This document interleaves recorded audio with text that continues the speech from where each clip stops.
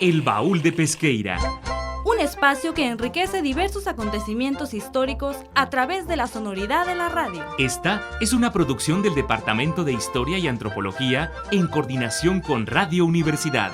El Baúl de Pesqueira. Enriqueciendo la historia sonora.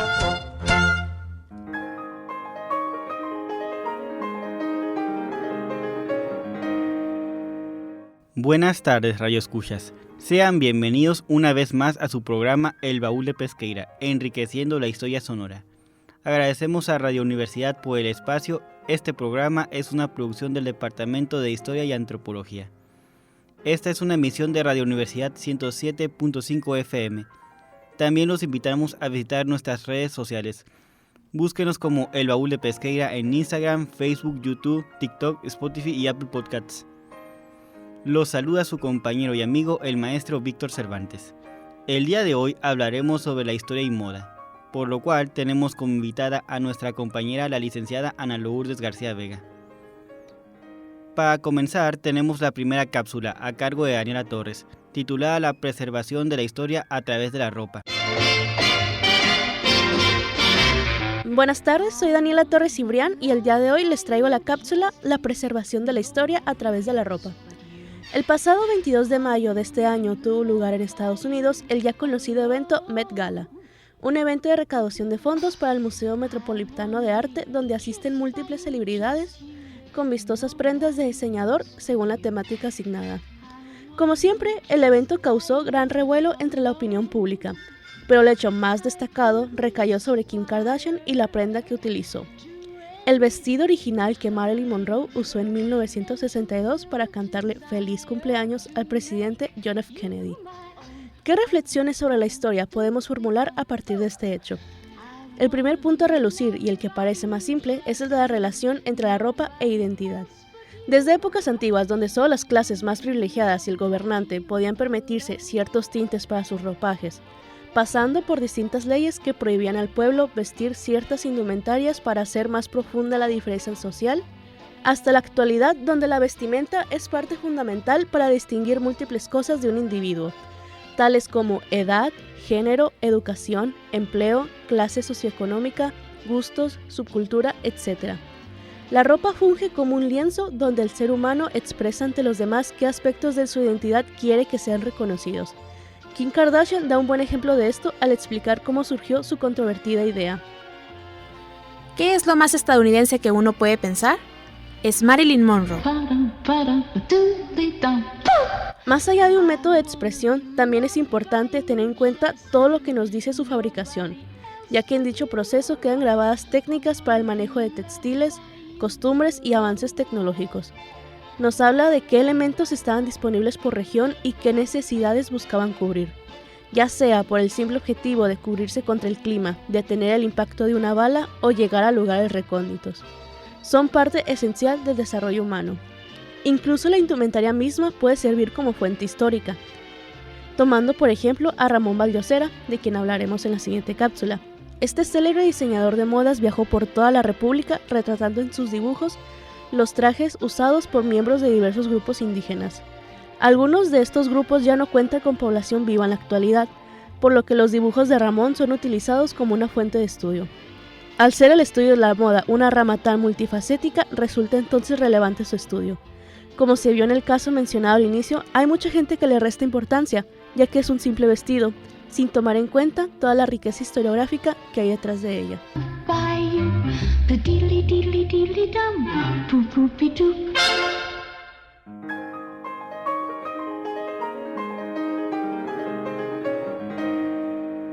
A continuación, tenemos la primera parte de la entrevista con la licenciada García Vega a cargo de mi compañero Jorge Lares.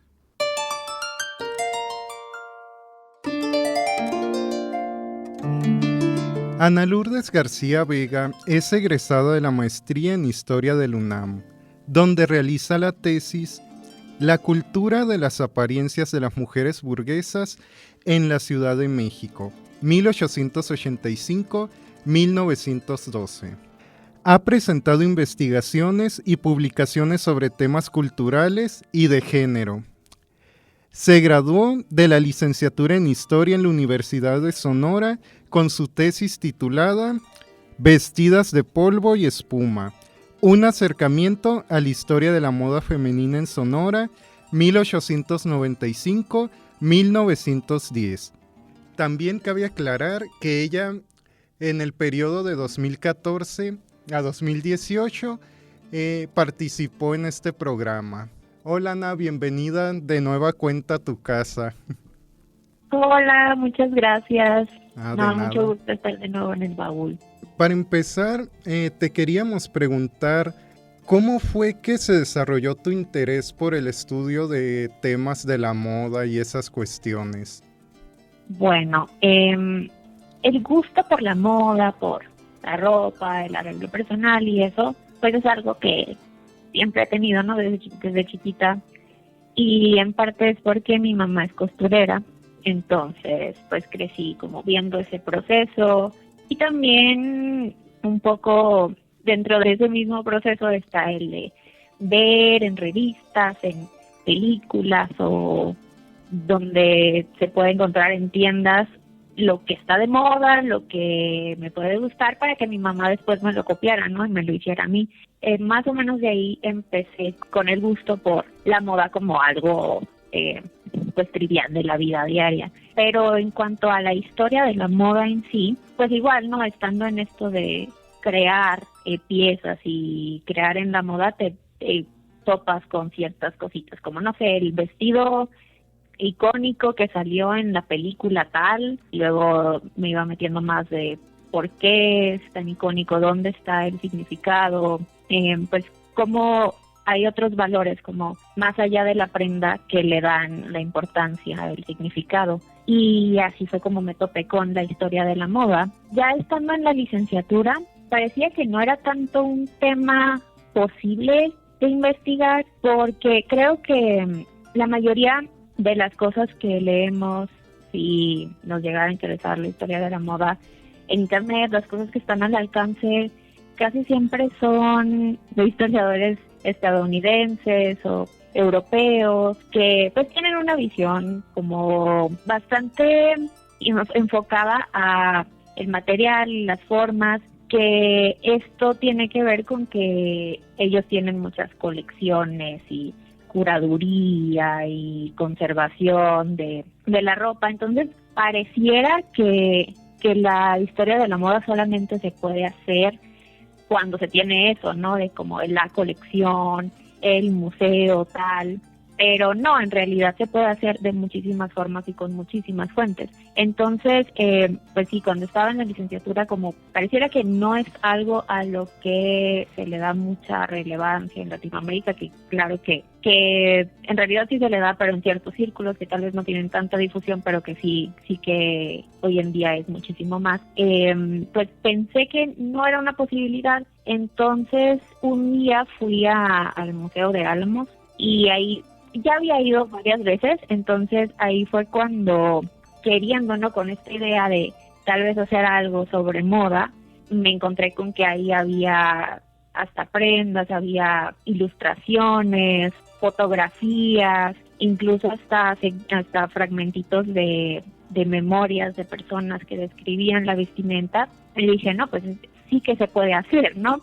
Y ahí fue cuando ya surgió un interés y surgió la posibilidad como algo tangible, ¿no? De hacer algo sobre historia de la moda. Y creo que es eso, ¿no? Más bien la apertura de creer o de ver otras fuentes con la perspectiva de buscar aspectos sobre moda, sobre apariencia, sobre descripciones de vestido y como concepciones y estereotipos de género, de clase, de raza, a través de la moda y la apariencia.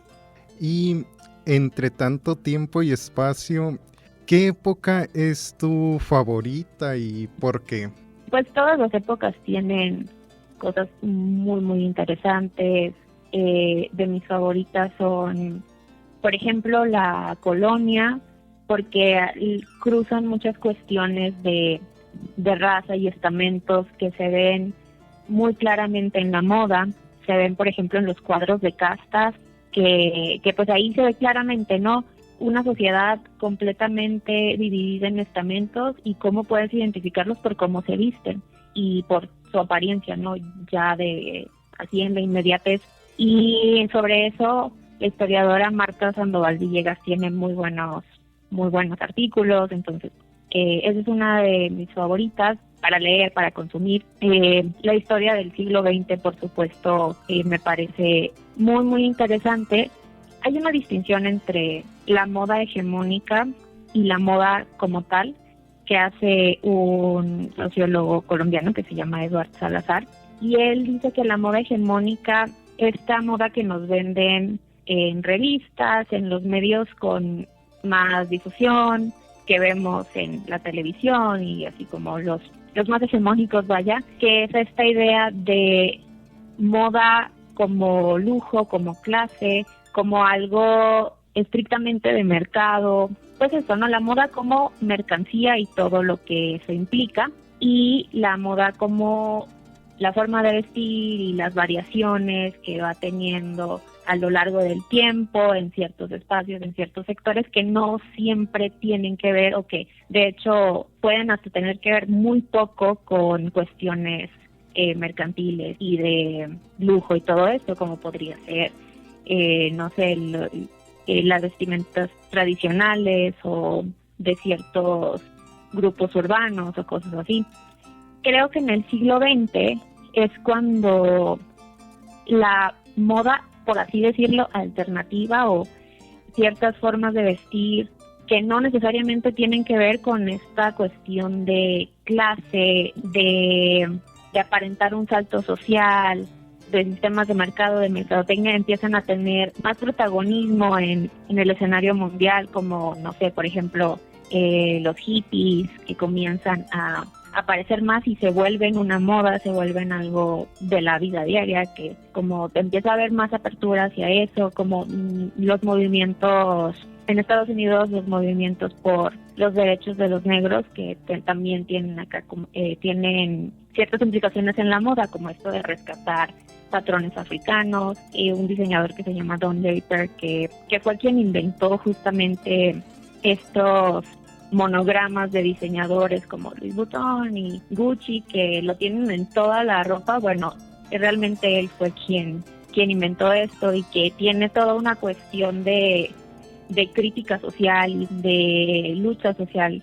Y comenzamos a ver esto ya más en el escenario mundial, en los medios, y eso me parece muy interesante porque marca un cambio en lo que la moda, o más bien vemos como una apertura, realmente se va ganando lugar en la difusión de otras formas de identidad a través de la moda. Pero pues mi favorita es, por supuesto, en la época que estudio, que es el Porfiriato, porque es donde más me he adentrado y porque, en mi opinión, es donde se marca más estas cuestiones que la moda hegemónica tiene ya procesado en el mundo en el que vivimos, que implica siempre explotación, desigualdad, y ahí es cuando comenzamos a ver cómo se va engranando, cómo se van juntando los elementos para crear un sistema que va favoreciendo esto y haciendo de la moda una herramienta como de diferenciación, que ya era desde antes, pero ya con cuestiones mucho más centradas al fetichismo de la mercancía, al mercado global, a ideas de ciudadanía, que ya se veía desde antes, pero aquí es cuando se marca muchísimo más, y pues por eso me parece muy interesante, porque vemos cuestiones de estereotipos de género, de colonización, de ideas de civilidad en la ropa solamente, y pues para mí eso es muy, muy interesante, y pues va develando cuestiones mucho más profundas de la sociedad, viendo solamente algo que podría parecer superficial, que es la moda. Muy interesante. Vamos a hacer una pausa y después continuaremos con esta entrevista.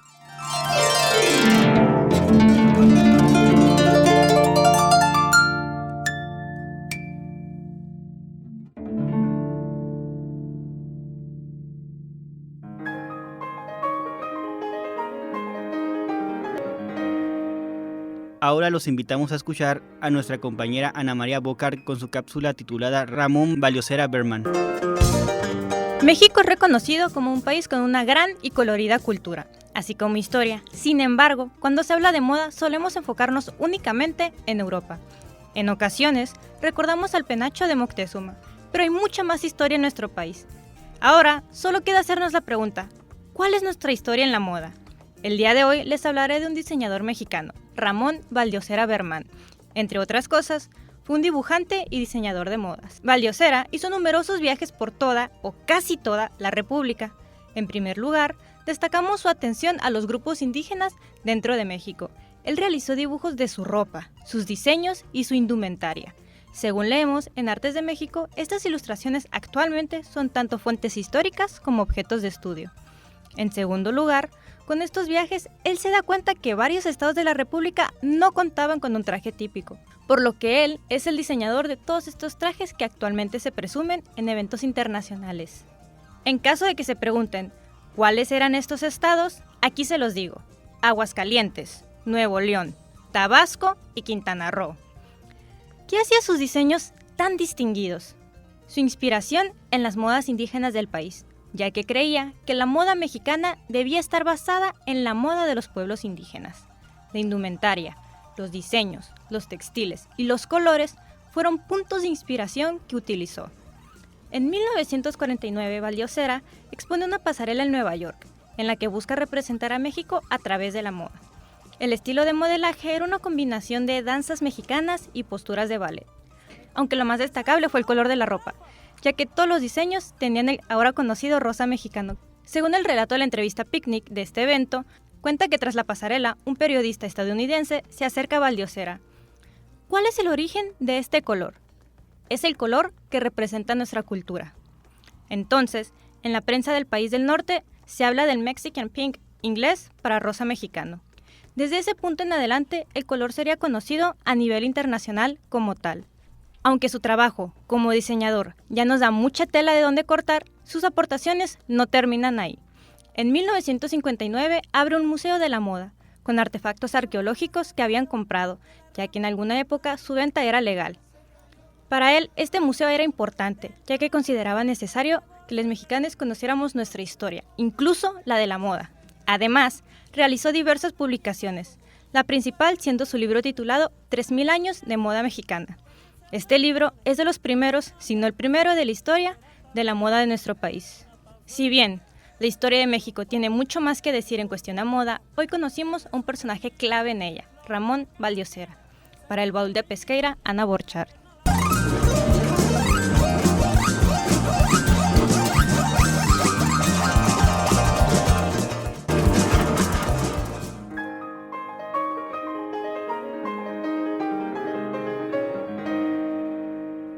Continuamos con la segunda parte de nuestra entrevista a la licenciada García Vega.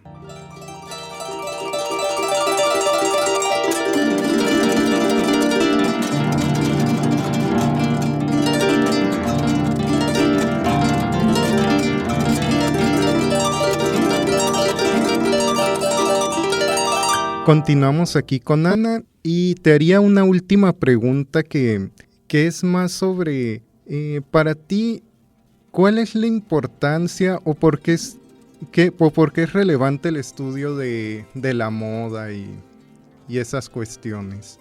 En mi opinión muy personal, creo que tiene que ver con lo que te había dicho en la pregunta anterior, porque creo que estas cuestiones que parecen tan triviales en nuestra vida diaria, que a las que pareciera que no les damos mucha importancia, pero que sí les damos, como la ropa, como la música, como la comida, por ejemplo, todo eso va entrañando cuestiones sociales y políticas mucho más profundas que sí y están como símbolos y van conjuntando significados.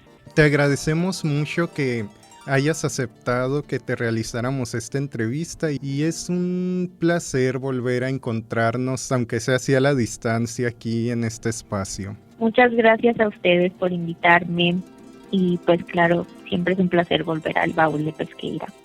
Esta es tu casa. Gracias.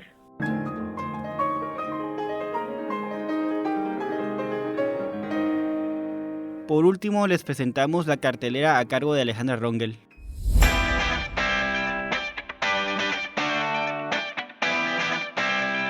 Muy buenas tardes, soy Alejandra Rongel, alumna del tercer semestre de la licenciatura en Historia. A nombre de mis compañeros del Baúl de Pesqueira, les deseo un muy buen día y un excelente inicio de semana, en el cual podrán disfrutar de los siguientes eventos. Todos los miércoles desde el 21 de septiembre y hasta el 26 de octubre se llevará a cabo el ciclo de reflexión histórica Historia, ¿para quién?, a través del cual se abordarán diversos aspectos del quehacer histórico, organizado por el Instituto Nacional de Estudios Históricos de las Revoluciones de México y en el cual participará la doctora Elizabeth Cejudo, integrante de la planta docente del DEA. El evento es de modalidad híbrida y se podrá acceder a la transmisión en vivo en la página de Facebook del INER, en punto de las 3 p.m. El Festival Internacional Un Desierto para la Danza regresa en su edición 29 del 19 de septiembre al 2 de octubre con sedes en Hermosillo, San Luis Río Colorado y Obregón, con más de 15 puestas en escena y talleres de danza en escuelas públicas dirigidos a infancias y adolescentes. El programa completo puede consultarse en la página del Instituto Sonorense de Cultura, isc.gov.mx, o en su cuenta de Facebook. Y a continuación, un anuncio para mis compañeros de la licenciatura en Historia. Se ofrece la oportunidad de realizar el servicio social en el proyecto de colaboración del Fondo de Prefecturas del Archivo Histórico del Estado de Sonora. Los interesados deben escribir al correo angelica.reyes@unison.mx o bien inscribirse al proyecto en ubicación y restitución de documentación del Fondo Prefecturas del Archivo Histórico del Estado de Sonora, a través de la plataforma del Servicio Social Universitario. Por mi parte sería todo, disfruten los eventos y tengan bonita semana.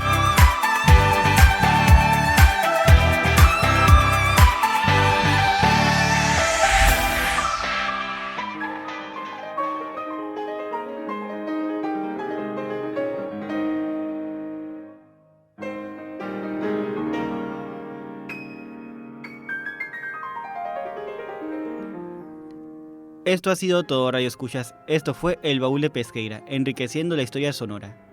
Les recordamos sintonizarnos todos los martes a las 4:30 de la tarde por Radio Universidad 107.5 FM. Agradecemos a José Luis Jara, que es el encargado de controles y de cabina, a nuestra productora Melissa Proaño y también a ustedes por el placer de escucharnos. No olviden buscarnos en redes sociales. Búsquenos como El Baúl de Pesqueira en Facebook, Instagram y YouTube, Spotify, TikTok y Apple Podcasts. Se despiden de ustedes su compañero y amigo, el maestro Víctor Cervantes. Hasta la próxima emisión y que pasen una buena tarde.